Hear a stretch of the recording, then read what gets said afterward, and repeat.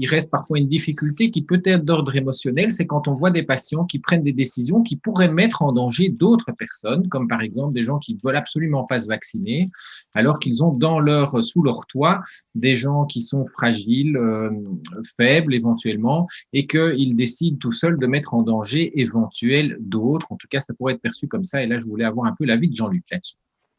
Ou peut-être l'inverse, je crois que Michel Goldman voulait interagir un peu avant.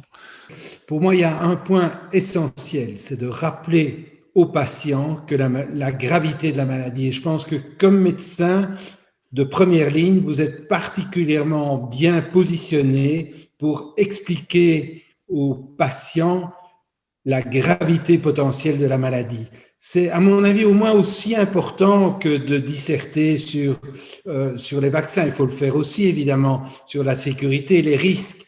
Et les risques, quoi qu'on dise, ils ne sont pas nuls et certains, on ne peut pas les prévoir. Par contre, la gravité de la maladie, ça, on peut l'affirmer et vous en êtes parmi les meilleurs témoins. Je pense que finalement, dans le choix que les patients, les citoyens doivent faire, je crois qu'avoir bien en tête la gravité de la maladie, c'est essentiel. Et donc, je me permets simplement de suggérer que ce soit un élément important du dialogue que vous avez avec vos patients.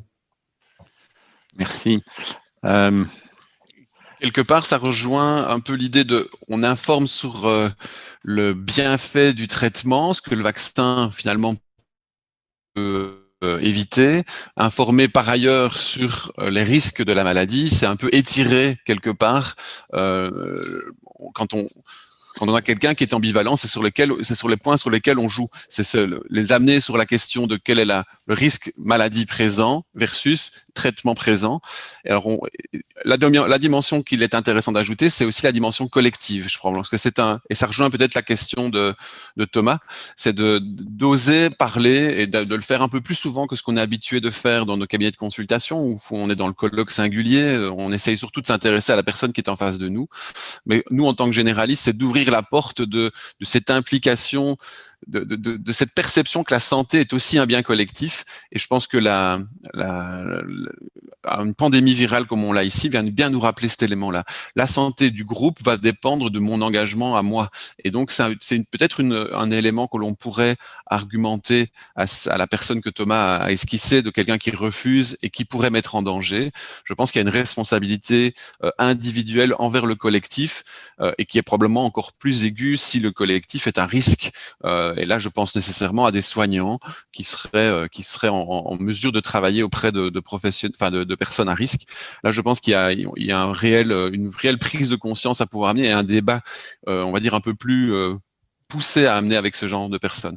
On est assez bien placé là-dedans. Alors, du coup, je ne sais pas, Thomas, si ça répond un peu à ce que tu dis, mais c'est pour rejoindre un peu ce que Michel Goldman et toi, vous avez amené, on étire vraiment le bienfait du vaccin versus la gravité de la maladie à un niveau individuel et aussi à un niveau collectif.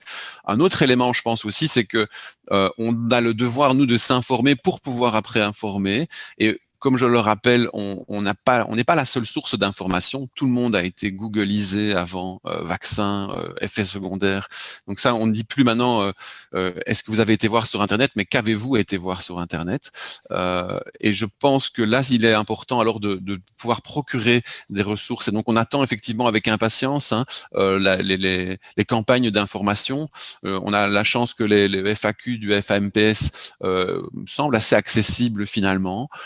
Et les fois où j'ai pu regarder les FAQ réalisés notamment par des médias comme la RTBF, c'était quelque chose qui paraissait correct dans ce qui était transmis. Mais il y a effectivement une pièce manquante, c'est l'information destination des patients dans un langage accessible. Je pense que ça, c'est l'autre élément. En visant aussi, en ayant bien en conscience que les différentes populations ont des canaux d'information qui sont différents. Par exemple, si on cible les jeunes, là, il y aura probablement d'autres canaux de communication à développer.